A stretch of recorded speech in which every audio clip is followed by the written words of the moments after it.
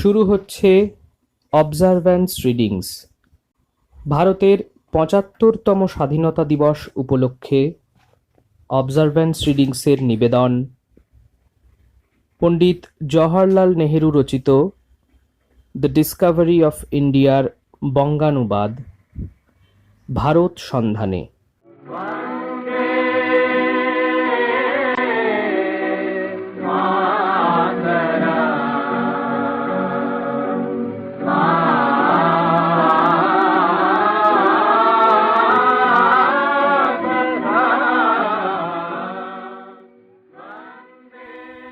আসুন আমরা ফিরে যাই ১৯৪০-এর দশকের প্রথম ৫টি বছরে। দেশ যখন এক সন্ধিক্ষণে উপনীত, একদিকে মহাযুদ্ধ আর মন্বন্তর দীর্ণ সমাজ বাস্তবতা, অন্যদিকে সাম্রাজ্যবাদের অবসানের সুস্পষ্ট ইঙ্গিত ও তর্জনিত প্রত্যাশা। উপমহাদেশের কয়েক কোটি মানুষের ভাগ্য যখন আশা নিরাশা, স্বপ্ন ও স্বপ্নভঙ্গের মাঝখানে একটিমাত্র সুতোর উপরে ঝুলছে, কি ভাবছিলেন তখন ভাবী ভারতের প্রধানমন্ত্রী পণ্ডিত জওহরলাল নেহেরু? অতীত ও বর্তমানের মেলবন্ধনে সে সময় ভারতবর্ষের ঠিক কী রকম চিত্র তাঁর লেখনীতে ফুটে উঠছিল? গণতন্ত্র, সাম্য ও মৈত্রীর উপরে প্রতিষ্ঠিত যে ভারতবর্ষের স্বপ্ন তিনি দেখেছেন ও দেখিয়েছেন, এবং যার বুনিয়াদ আর কয়েক বছরের মধ্যেই তাঁরই নেতৃত্বে রচিত হবে, তার আদর্শনৈতিক ভিত্তি বা ঠিক কী রকমের ছিল, সেই মানসিক প্রস্তুতির বছরগুলোর বিবরণ জানতেই আমাদের নিবেদন ভারত সন্ধানে।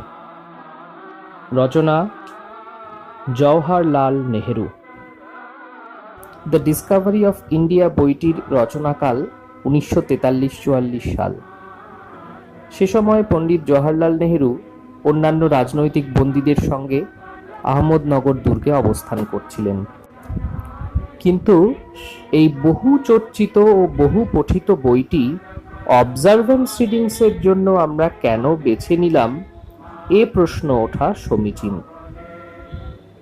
অবশ্য দৃষ্টিহীন তথা কালির লেখা পড়তে অসমর্থ ব্যক্তিদের কথা আলাদা। তাদের জন্য পড়ার সুযোগ তৈরি করাটাই প্রাথমিক উদ্দেশ্য। কিন্তু এ ভিন্ন আরও কিছু বলবার থাকে। ১৯৪৭ সালের ১৪-১৫ আগস্ট ব্রিটেন এই অঞ্চলের নেতৃবৃন্দের হাতে ক্ষমতার হস্তান্তর করে। জনগণকে সেজন্য চরম মূল্য দিতে হলো।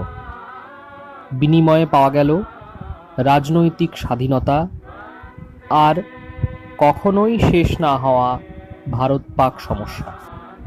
অর্থনৈতিক, সামাজিক ও সাংস্কৃতিক স্বাধীনতা ছাড়া রাজনৈতিক স্বাধীনতার কোনো অর্থ হয় না। স্বাধীন ভারতের ৭৪ বছরের ইতিহাসে সে ব্যাপারে আমরা কতটুকু সফল হয়েছি সেটা অবশ্য অন্য আলোচনার বিষয়। কিন্তু আসল কথা হলো, সেদিনের সেই সূচনা লগ্নে নেতৃত্বের সততা ও নিষ্ঠা ছিল কিনা। একটি সমাজের প্রকৃতি অনুযায়ী তার রাষ্ট্রটির চরিত্র নির্ধারিত হয়। সেই হিসেবে ভারতীয় সমাজের যাবতীয় পশ্চাৎগামী শক্তি যে সদ্য স্বাধীন রাষ্ট্রের চরিত্রকে প্রভাবিত করবার চেষ্টা করবে, তাতে কোনো সন্দেহ নেই। কিন্তু যে কতিপয় ব্যক্তি এই প্রক্রিয়াকে কেবলমাত্র সাংবিধানিক বিধিব্যবস্থার মাধ্যমে রদ করতে চেয়েছিলেন, পণ্ডিত জওহরলাল নেহেরু তাঁদের মধ্যে অগ্রগণ্য। আমাদের ৭০ বছরের সংসদীয় গণতন্ত্রের অর্জিত সম্পদ ও জমা দায়ভারের সিংহভাগই পণ্ডিত নেহেরুরই প্রাপ্য। সুতরাং ৭৫তম স্বাধীনতা দিবসে নতুন করে তাঁর মূল্যায়ন করবার প্রয়োজনীয়তা অনুভূত হচ্ছে। আজ হয়তো জাতীয় জীবনে আমরা আরও একটি সন্ধিক্ষণে উপনীত হয়েছি। ভারতীয় সংবিধানের ধর্মনিরপেক্ষতা ও সমাজতন্ত্রের আদর্শকে আঘাত করবার জন্য মৌলবাদী শক্তি বেছে নিচ্ছে নেহেরুর মূর্তিকেই।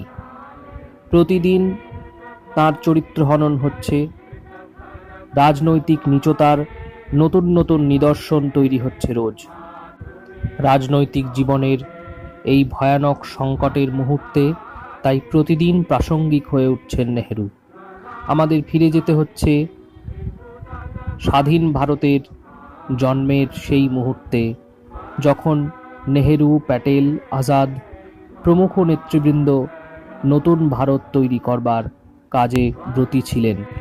এই ঐতিহাসিক প্রয়োজনীয়তাকে অনুভব করেই আমরা জওহরলাল নেহেরুর ডিসকভারি অফ ইন্ডিয়ার বাংলা অনুবাদ ভারত সন্ধানে এই বইটি আপনাদের সামনে পরিবেশন করছি। অবজারভেন্স রিডিংসে এখন শুরু হচ্ছে ভারত সন্ধানে। রচনা জওহরলাল নেহেরু। পর্ব পাঠে দেবাঞ্জনা দাস। শ্রুতিগ্রন্থ নির্মাণে শুক্লা রায়। কারিগরি সহায়তায় যিশু দেবনাথ। শুরু হচ্ছে ভারত সন্ধানে। আজ প্রথম পর্ব। আজ শুনবেন প্রথম পরিচ্ছেদের অন্তর্গত অনুচ্ছেদ 1 থেকে 5।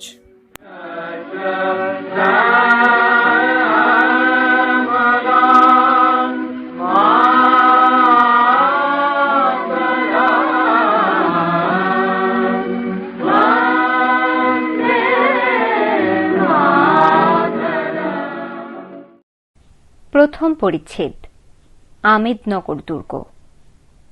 1, 20 মাস। আমেদনগর দুর্গ 13 এপ্রিল 1944। এখানে আমাদের আনা হয়েছে আজ 20 মাসের উপর হল। এবারকার এই 20 মাস নিয়ে আমার 9 দফা কারাবাস। এখানে যেদিন এসে পৌঁছাই সেদিন ছিল প্রতিপদের রাত। অন্ধকার আকাশে কেবল এক ফালি চাঁদ ছিল আমাদের অভ্যর্থনা করে নিতে। শুক্লপক্ষ সেদিন সবে শুরু হয়েছে। এক একটা প্রতিপদের রাত আসে আর আমায় যেন মনে করিয়ে দেয় আমার মেয়াদ থেকে 1 মাস বাদ পড়ল।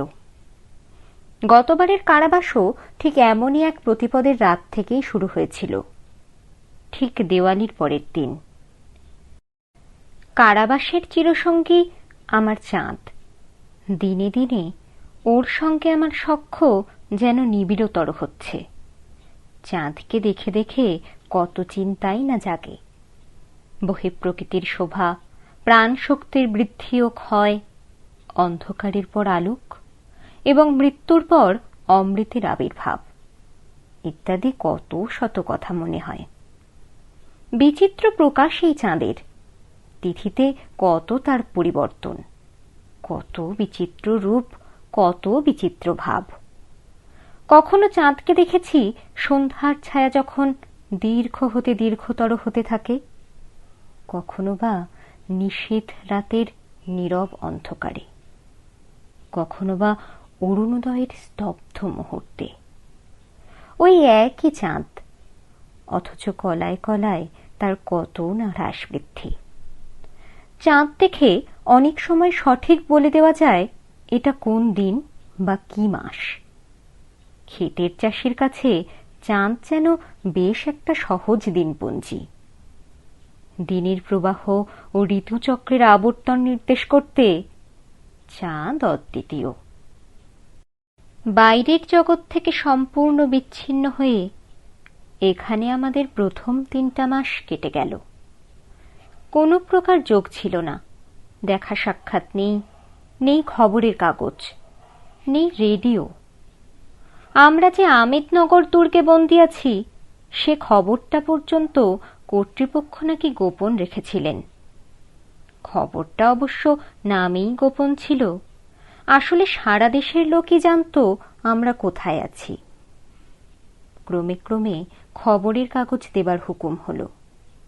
কয়েক সপ্তাহ পরে নিছক ঘরোয়া খবর সমেত নিকট আত্মীয়দের কাছ থেকে চিঠিও পেতে আরম্ভ করলাম, কিন্তু ওই পর্যন্ত।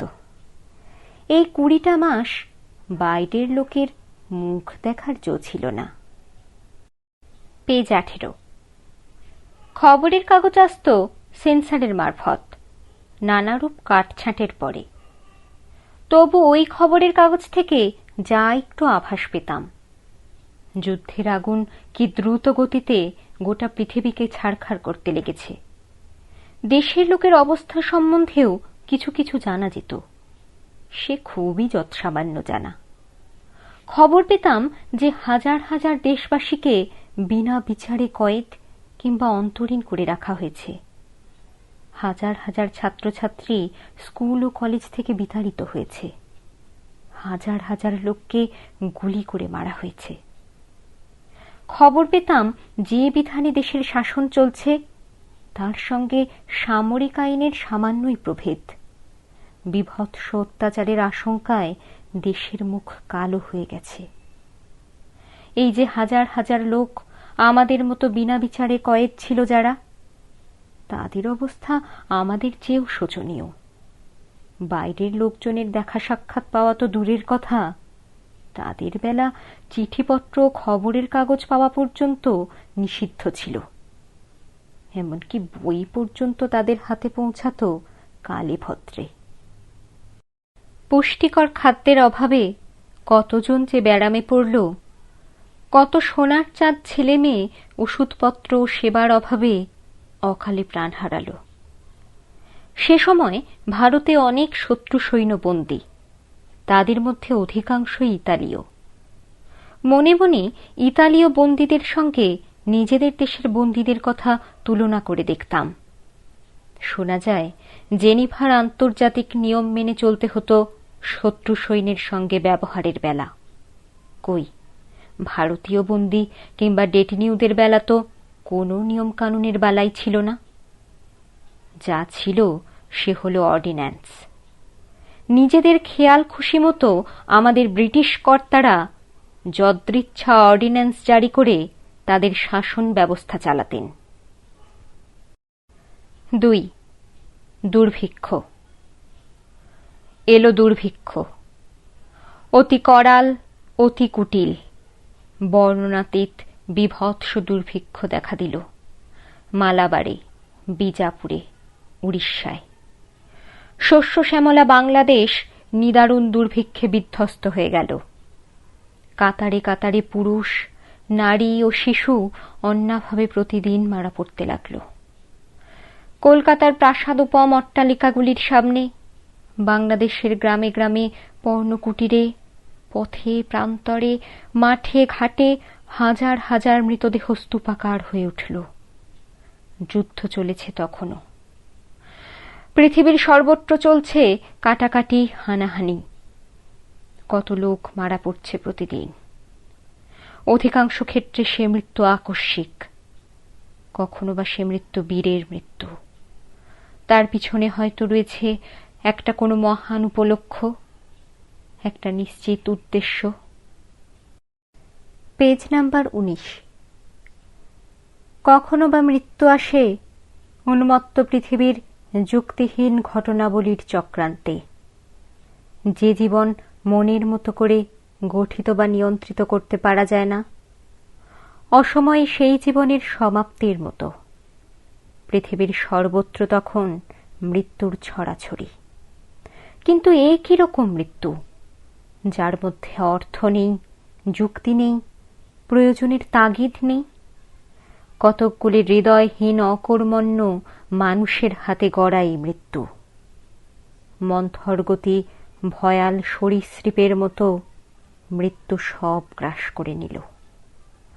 জীবন মৃত্যুর মধ্যে নিশ্চিহ্ন হয়ে বিলীন হয়ে গেছে। প্রাণটা ধুঁকছে, আর কঙ্কাল সার শরীরের কোটরগত চক্ষু থেকে মৃত্যু যেন তার দিকে তাকিয়ে রয়েছে এক দৃষ্টে। কর্তারা স্থির করলেন এসব প্রসঙ্গ উত্থাপন করা শিষ্টাচার সঙ্গত হবে না। এসব অশোভন ব্যাপার নিয়ে লেখালেখি বা আলোচনা কুরুচিকর হবে। তা যদি করা হয় তাহলে একটা কদর্য পরিস্থিতি নিয়ে অনর্থক মাতামাতি করা হবে। ওসব কোট আনকোট নাটুকেপনার প্রশ্রয় দেওয়া কোনো কাজের কথা নয়।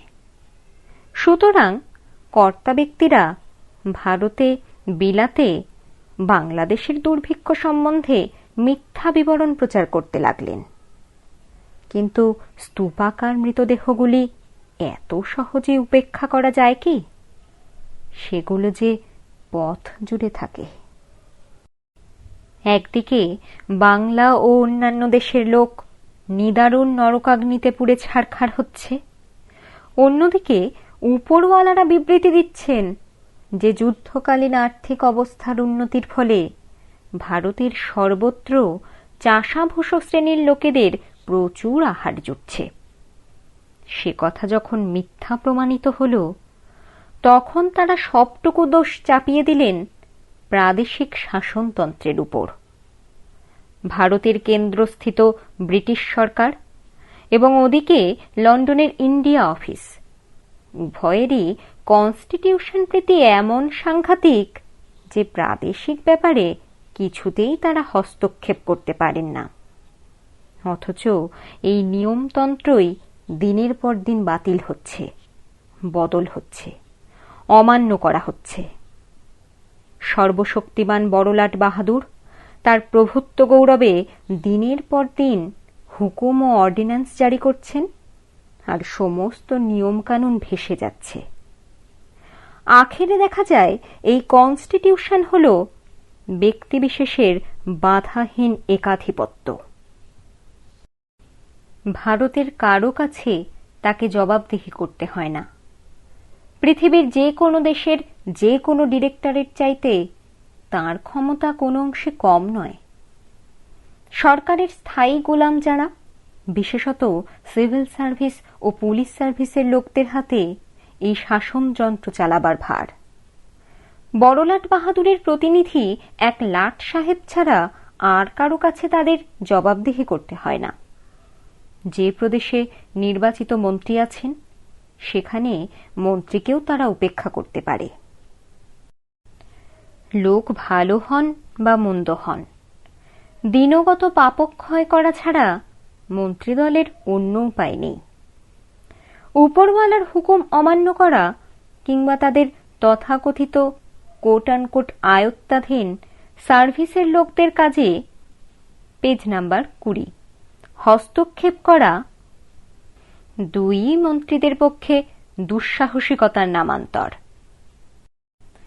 শেষ পর্যন্ত দুর্গতদের সাহায্যকল্পে অল্প কিছু সাহায্য বরাদ্দ হল, কিন্তু ইতিপূর্বেই মৃত্যুকাণ্ডের বিভৎস একটি অধ্যায় শেষ হয়ে গেছে। ওই কয়েকটা মাসে কত লক্ষ লোক দুর্ভিক্ষ মহামারীতে প্রাণ দিয়েছে তার হিসাব কেউ রাখে না। কেউ জানে না কত শত শীর্ণদেহ শিশু ও কিশোর তখনকার মতো মৃত্যুর কবল এড়িয়ে চিরকালের মতো অপরিণত ও ভগ্ন দেহ মনের বোঝা বয়ে মৃত্যুর বাড়া জীবন যাপন করতে বাধ্য হয়েছে। মন্বন্তরের বিষবাষ্প এখনো যেন দেশের হাওয়ায় ভেসে বেড়াচ্ছে। প্রেসিডেন্ট রুজভেল্টের চতুর্বর্গের কথা মনে হয়। অভাব অনটনের হাত থেকে অব্যাহতি লাভ তার মধ্যে অন্যতম। বিত্তশালী ব্রিটেন ও ঐশ্বর্য মদমত্ত আমেরিকা একটিবার তাকিয়েও দেখল না আহারের অভাবে হাজার হাজার লোক ভারতবর্ষে মারা পড়ল। যে স্বাধীনতার ক্ষুধা অনির্বাণ অগ্নিশিখার মতো লাখ লাখ ভারতবাসীকে দগ্ধে দগ্ধে মারছে, সেই ক্ষুধার প্রতি ওদের যেমন অবজ্ঞা, ভারতবাসীর জঠরের ক্ষুধার প্রতিও তেমন। লোকেরা বলল, টাকা চাই না, চাই খাদ্য। কিন্তু যুদ্ধের রসদ ও অস্ত্রশস্ত্রাদি বহন করতেই তখন সমস্ত জাহাজ ব্যস্ত। ক্ষুধিতের ক্ষুধা মেটাবার খাদ্য বহন করে আনবে এমন জাহাজ কোথায়? সরকার তরফের বাধা, বিরুদ্ধতা এবং বাংলার দুরবস্থা তুচ্ছ করে দেখানোর আগ্রহাতিশয্য সত্ত্বেও ইংল্যান্ড, আমেরিকা ও অন্যান্য দেশের হৃদয়বান ও দয়াশীল লোকেরা সাহায্য পাঠাতে লাগলেন।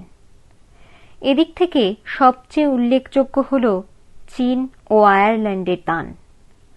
তাদের স্বদেশের দুঃখ দারিদ্র দুর্গতি সত্ত্বেও তারা মুক্ত হস্তে ভারতের সহায়তায় এগিয়ে এলেন।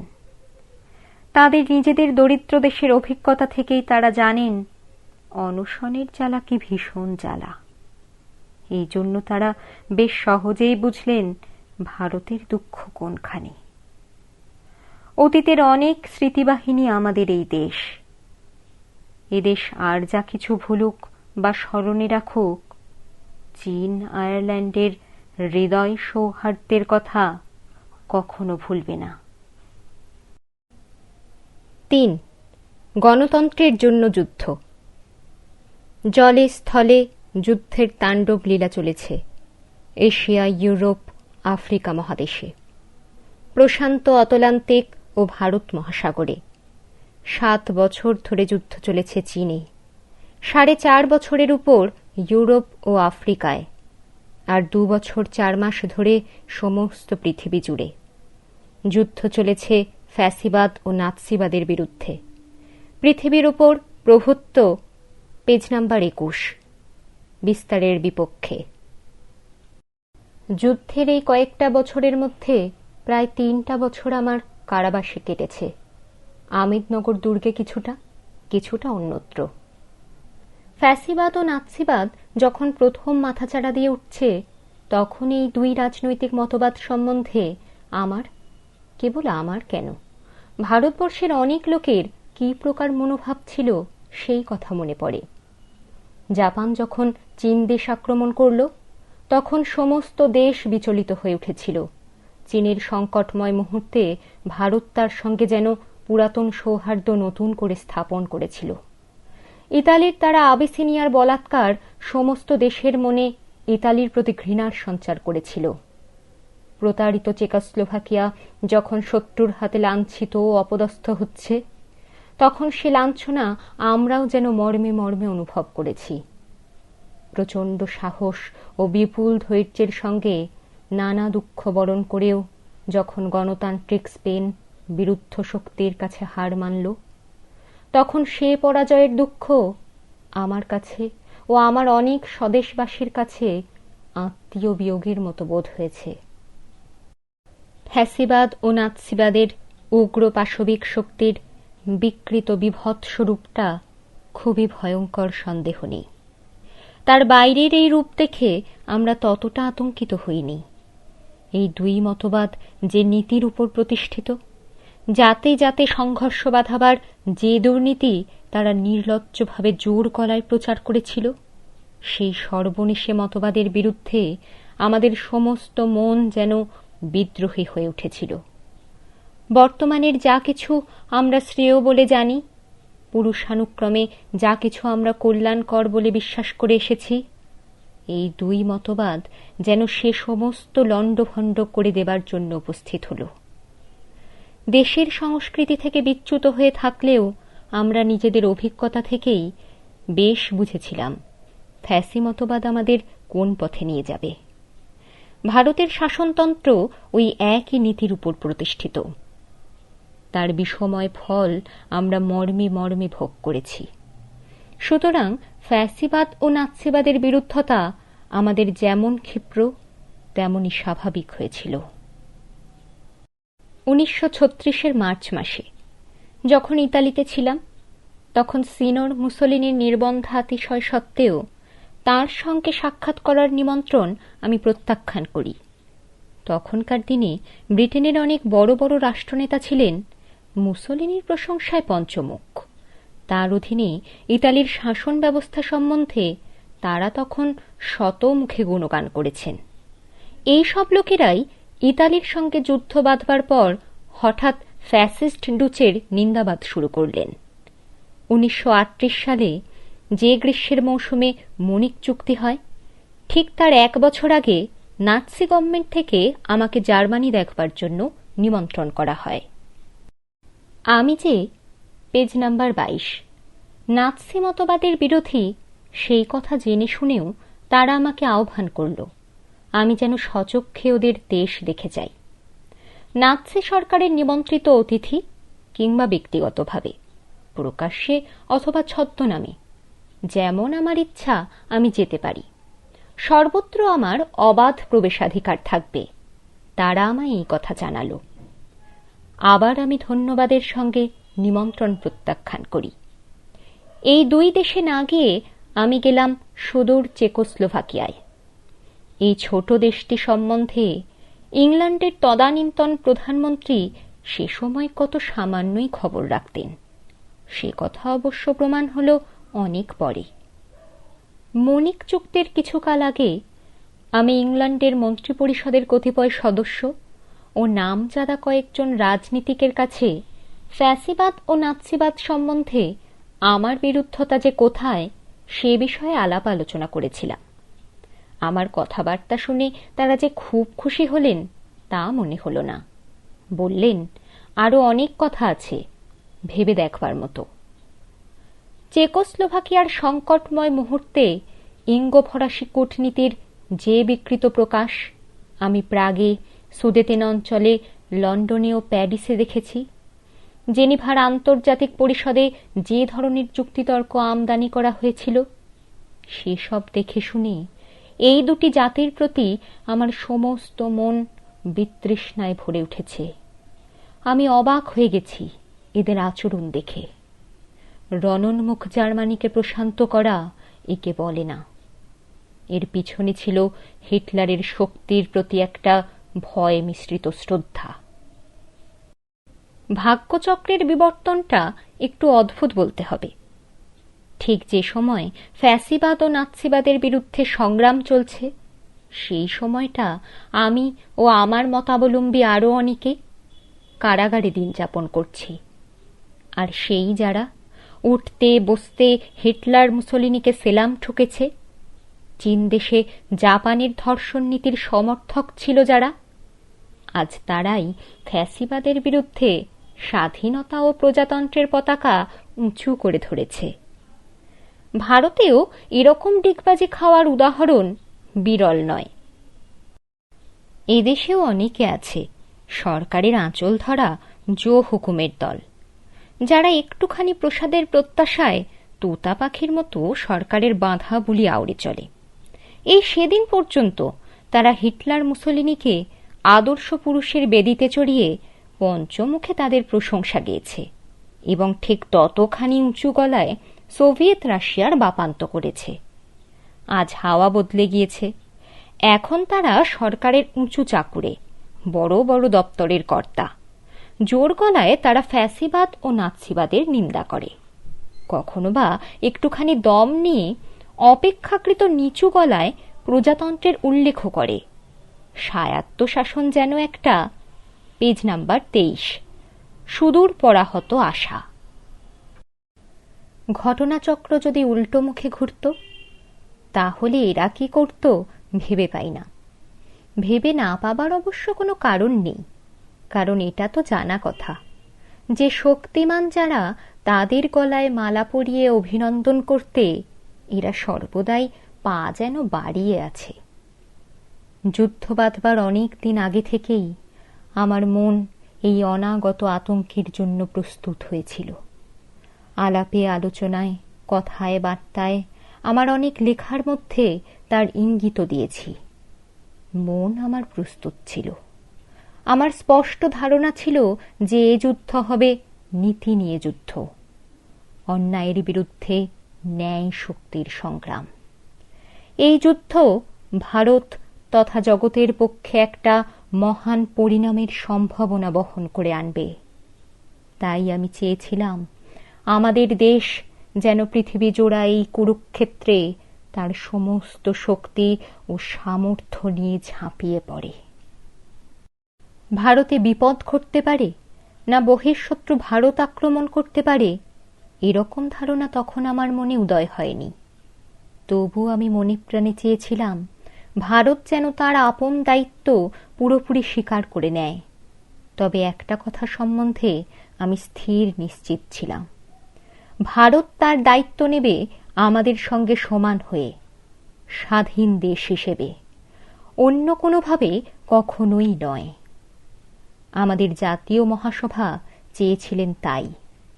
ভারতের একটি মাত্র প্রতিষ্ঠান যা গোড়া থেকেই যেমন সাম্রাজ্যবাদের বিরুদ্ধে তেমনি ফ্যাসিবাদ নাৎসিবাদের বিরুদ্ধে দাঁড়িয়ে এসেছে, সে হল কংগ্রেস। এই কংগ্রেসই প্রথম থেকে প্রজাতান্ত্রিক স্পেন, চেকোস্লোভাকিয়া ও চীনের পথ সমর্থন করে এসেছে। আজ 2 বছর হল কংগ্রেসকে বেআইনি প্রতিষ্ঠান বলে ঘোষণা করা হয়েছে। তার কার্যকলাপ সব আইন জারি করে বন্ধ।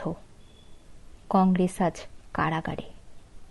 প্রাদেশিক ব্যবস্থা পরিষদের নির্বাচিত প্রতিনিধি যারা যারা এই সব পরিষদের সভাপতি, দেশের যারা মন্ত্রী ছিলেন, শহরে গ্রামে ও জেলায় জেলায় যারা নেতৃস্থানীয় ছিলেন, তারা সবাই আজ কারাগারে বন্দী। এদিকে প্রজাতন্ত্রের নামে, অতলান্তিক চার্টার ও স্বাধীনতা চতুষ্টয়ের নামে যুদ্ধ চলেছে। 4. কারাগারে দিন যাপন, কর্মের আহ্বান। কারাগারে সময়ের গতি ও প্রকৃতি যেন বদলে যায়। যে সব অনুভূতি ও অভিজ্ঞতার প্রবাহ নতুনকে পুরাতন থেকে বিচ্ছিন্ন ও বিভক্ত করে, এখানে সেসব কিছুই নেই। যাকে আমরা বর্তমান বলি তা যেন এখানে চলৎ শক্তিহীন হয়ে স্তব্ধ হয়ে গেছে। Page number 24। নানাবিধ কর্মের সংঘাতে বাইরের যে জগৎটা নিত্য নতুন জন্ম পরিগ্রহ করছে, সেটা যেন স্বপ্নের মতো অলীক মনে হয়। সে জগৎটা যেন অতীতের মতো অনড় অটল হয়ে নিঃশব্দে বসে আছে। বাইরের জগতে যাকে আমরা সময় বলে জানি, তার অস্তিত্ব এখানে নেই। কালের প্রবহমান ধারা সম্বন্ধে মনের ধারণাটাও যেন ধীরে ধীরে লুপ্ত হয়ে যায়।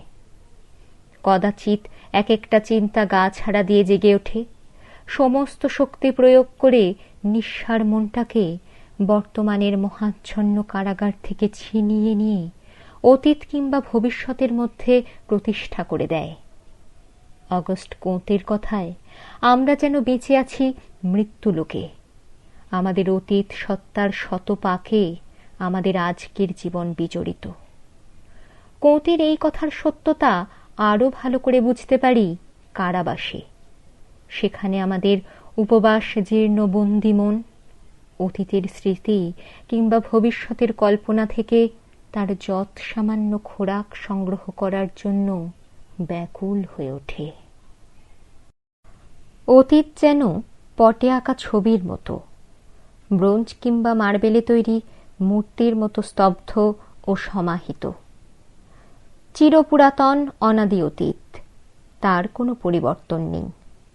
বর্তমানের ঝড় ঝঞ্ঝায় মন যখন বিক্ষুব্ধ হয়ে ওঠে, তখন শ্রান্ত মন অতীতের অতল গভীরে শান্তি খোঁজে।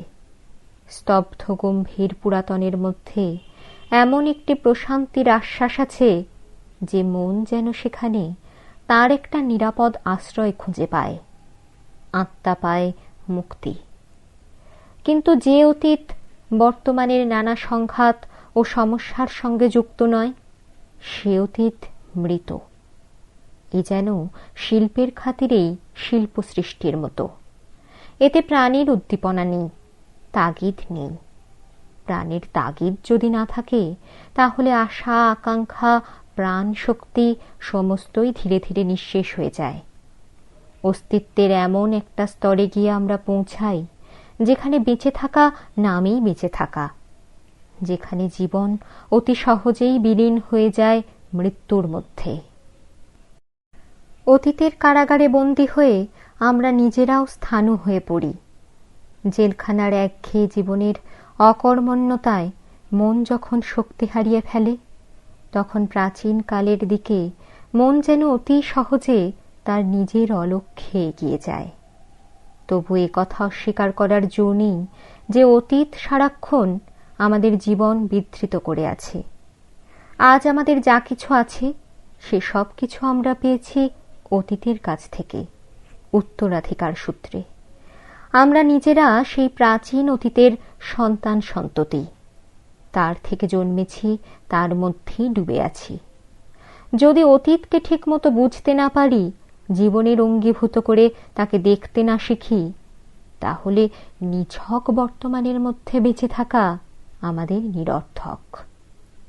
অতীতকে যদি বর্তমানের সঙ্গে যুক্ত করে ভবিষ্যৎ অবধি প্রসারিত করতে পারি এবং যোগ করা সম্ভব হলে, পেজ নাম্বার 25, যদি অতীতের বন্ধন ছিন্ন করে বেরিয়ে আসতে পারি, যদি অতীত বর্তমান ভবিষ্যৎ এই 3 কালের সমন্বয় সাধন করে বাক্যে, চিন্তায় ও কার্যে একটা উদ্দীপনাময় প্রাণীর স্পন্দন সঞ্চার করতে পারি, তবে সেটাই হবে সত্যকার জীবন।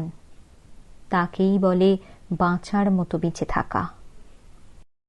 সব বড় কাজের উৎস রয়েছে প্রাণীর গভীরে। ব্যক্তিবিশেষ কিংবা জাতিবিশেষের ঐতিহ্য পরম্পরায় এই বৃহৎ কাজের পরম লগ্নটুকু নির্ধারিত হয়ে আসে। একটা জাতির ধারা, ব্যক্তিবিশেষের বংশানুক্রম, পারিপার্শ্বিক ও শিক্ষা দীক্ষার প্রভাব, অবচেতন মনের অন্ধগতি, জন্মাবধি যত কিছু ভাবনা, চিন্তা, কল্পনা, কর্ম, এই সব কিছুর বিরাট সমুদ্র মন্থন থেকে একটি নতুন কাজের প্রেরণা আসে অবশ্যম্ভাবী পরিণতির মতো। এই একটি কাজ আবার অন্যান্য নানা কাজের মতো ভবিষ্যৎকে প্রভাবান্বিত করে। কেবল প্রভাব বিস্তার করে যে তা নয়, অনেক সময় হয়তো ভবিষ্যতের রূপ নির্ধারণ করে দেয়। তবু এই প্রক্রিয়াকে নিছক অদৃষ্ট বা নিয়তি নাম দেওয়া বোধ করি অনুচিত হবে। অরবিন্দ ঘোষ কোথায় যেন বর্তমানের সংজ্ঞা নির্দেশ করতে গিয়ে বলেছেন, কোট, অকলঙ্ক কুমারী মুহূর্ত, আনকোট। এ হল জীবনের তীক্ষ্ণ ক্ষুরোধার একটি ক্ষণ, যা এই মুহূর্তে ভবিষ্যৎ থেকে অতীতকে বিচ্ছিন্ন করে এবং তার পর মুহূর্তে আবার করে না। কোট আনকোট কুমারী মুহূর্ত কথাটি শ্রুতিমধুর, কিন্তু এর অর্থ কি? কুমারী মুহূর্ত তার নিষ্কলঙ্ক শুভ্র নগ্নতায় ভবিষ্যতের অবগুণ্ঠন মোচন করে বেরিয়ে আসে। আমাদের সংস্পর্শে আসা মাত্র সে ব্যবহার কলঙ্কিত অতীতে পরিণত হয় কেন? আমরা কি তার কৌমার্য অপহরণ করে তাকে কলঙ্কিত করি? অথবা এও কি হতে পারে না যে এর কৌমার্যই মিথ্যা? বর্তমানের এই কুমারী মুহূর্তটি বহু ভোগ্য অতীতের সঙ্গে নিকট আত্মীয়তা সূত্রে বাঁধা। দর্শনে যাকে আত্মকর্তৃত্ব বলে, তার অস্তিত্ব সম্বন্ধেই যথেষ্ট সন্দেহ আছে। অপরপক্ষে আবার অদৃষ্টবাদের উপর সম্পূর্ণ নির্ভর করে থাকতে মন চায় না। অতীতের জটিল ঘটনাবলীর সংঘাতে মানুষের ভাগ্য অনেক পরিণামে নিয়ন্ত্রিত হয়। এর উপর মানুষের হাত নেই। যাকে মানুষ স্বাধীন ইচ্ছা বলে কিংবা অন্তর্নিষ্ঠিত প্রেরণা বলে মনে করে, তাও কার্যকারণ সূত্রে অচ্ছেদ্যভাবে বাঁধা। শোপেনহাওয়ার তো বলেইছেন, কোট, মানুষ তার ইচ্ছা মতো কাজ করতে পারে, কিন্তু তার ইচ্ছাধীন নয়, আনকোট। অদৃষ্টবাদের উপর সম্পূর্ণ আস্থা রাখতে গেলে স্থাণু হয়ে হাত পা গুটিয়ে জীবন মৃত হয়ে বসে থাকতে হয়।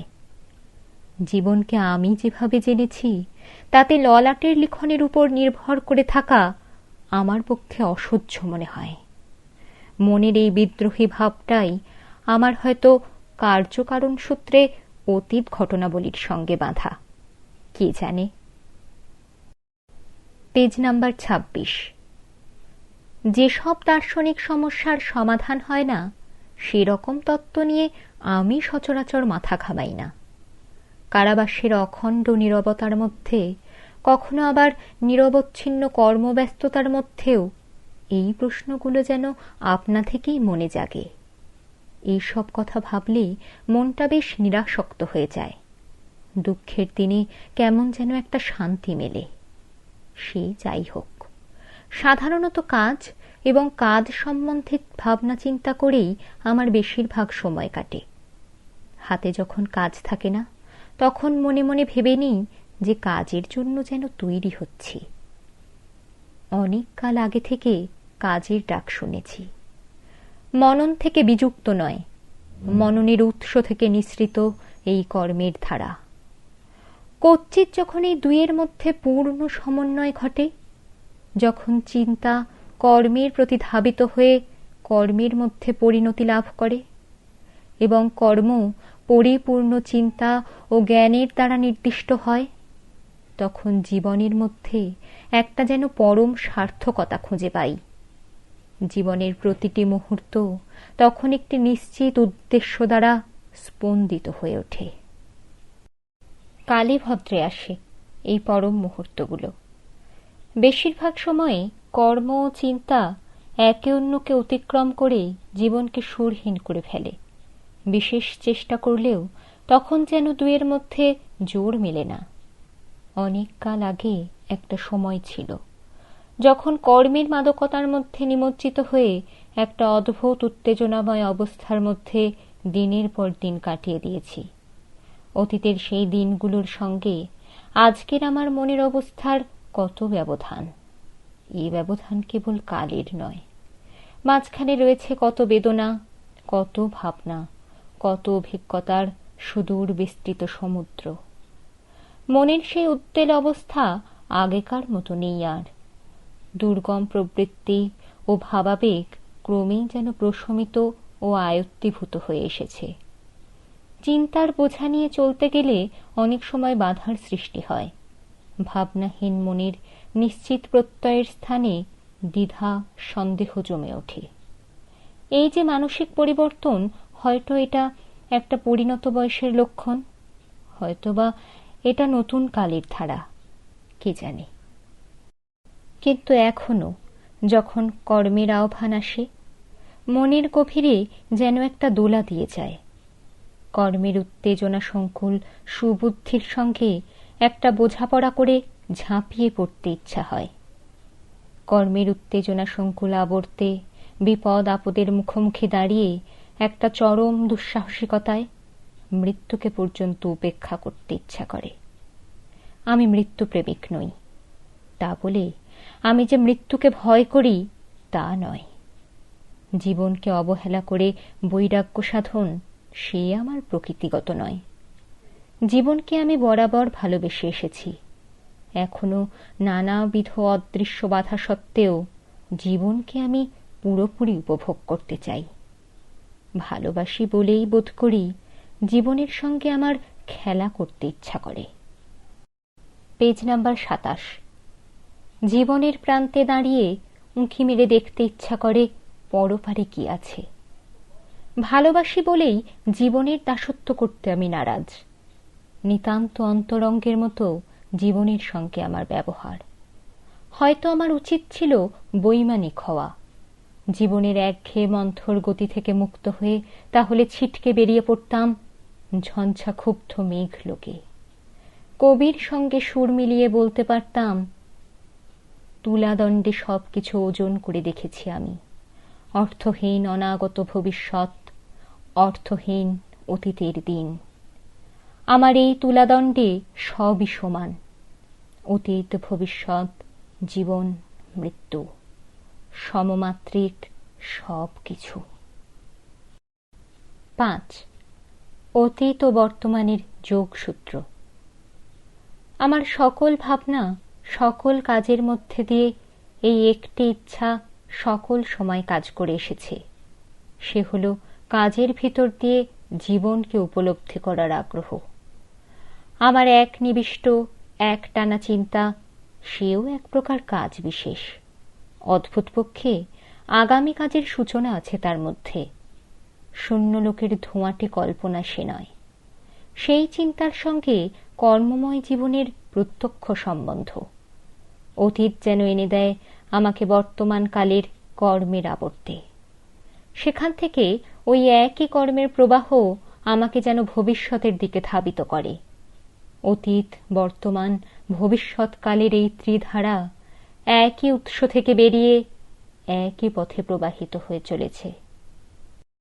আপাত দৃষ্টিতে মনে হয় আমার এই কারা জীবনে কর্মের বালাই নেই, কিন্তু আমার ভাবনা, চিন্তা, অনুভূতি সবই যেন এক একটা অনাগত অথচ কল্পিত কাজের সঙ্গে অচ্ছেদ্যভাবে বাঁধা। কারা জীবনে আমি এই একটা অর্থ খুঁজে পাই, তা যদি না পেতাম, তাহলে উদ্দেশ্যবিহীন শূন্যতার মধ্যে বেঁচে থাকা অসহ্য মনে হতো।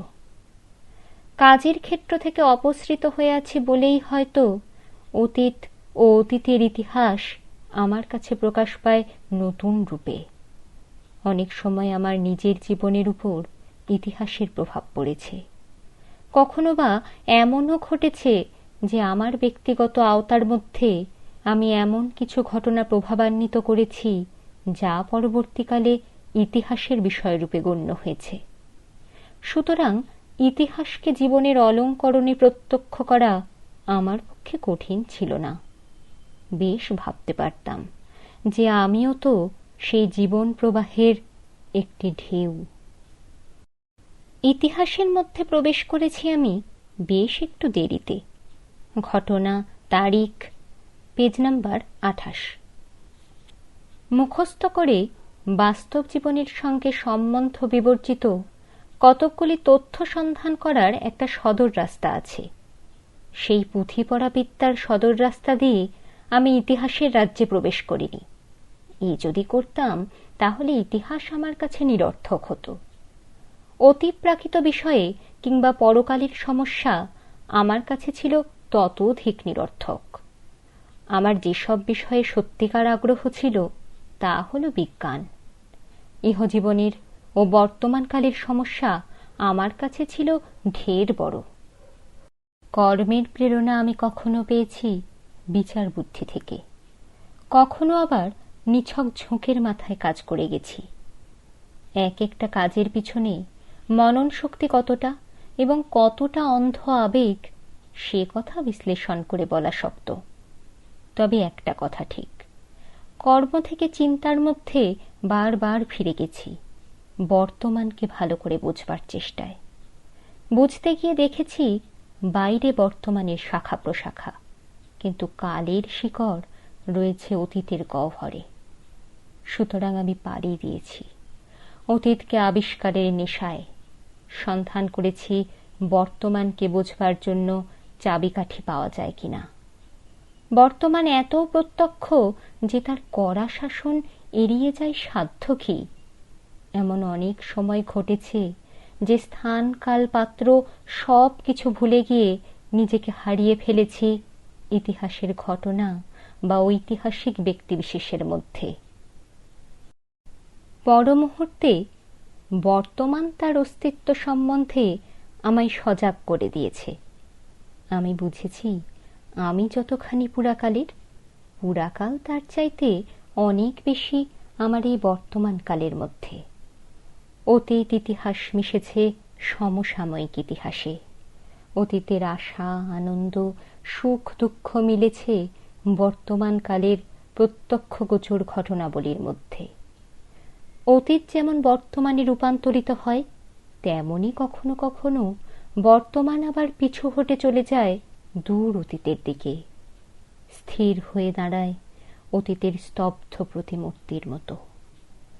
কর্মব্যস্ততার মধ্যে হঠাৎ কেমন একটা অনুভূতি আসে, মনে হয় এ যেন কোন বিস্তৃত দিনের ঘটনার স্মৃতি মনের পর্দার উপর ছবির মতো ভেসে আসছে।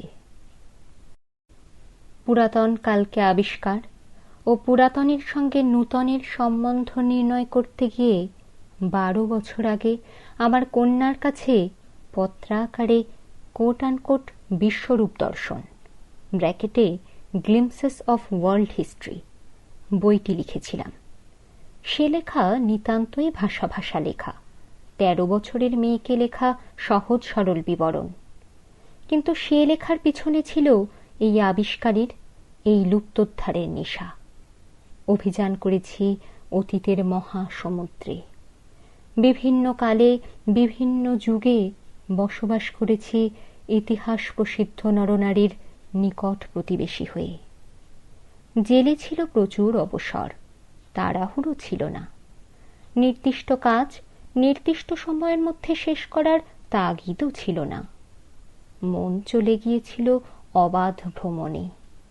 খেয়াল খুশি মতো কোথাও বা বসে একটু জিরিয়ে নিয়েছি, কোথাও বা অতীতের ঘটনা ভালো করে পেজ নাম্বার 29।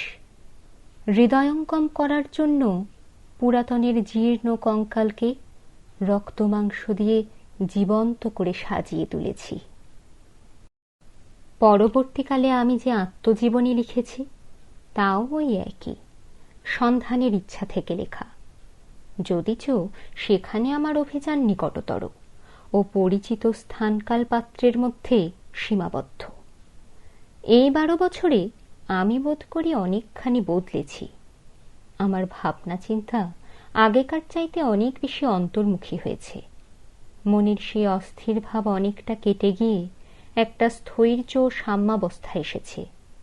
বুদ্ধি অনেকটা মোহবিমুক্ত হয়েছে এবং অন্তরের বিরোধ অনেকটা যেন প্রশমিত হয়েছে। আগে শোকে দুঃখে যতটা মুহ্যমান হয়ে পড়তাম, আজকাল ততটা উদ্বিগ্ন আর হই না। খুব কঠিন আঘাত পেয়েও মনটা আর আগেকার মতো বিক্ষুব্ধ ও বিচলিত হয় না, আর হলেও সেটা অল্পক্ষণের জন্য। অনেকবার মনে হয়েছে, মনের এরকম অবস্থা কেমন করে হলো? একে অদৃষ্টের উপর নির্ভরশীলতা? একে বয়োবৃদ্ধির সঙ্গে সঙ্গে প্রাণ শক্তির ক্ষয়?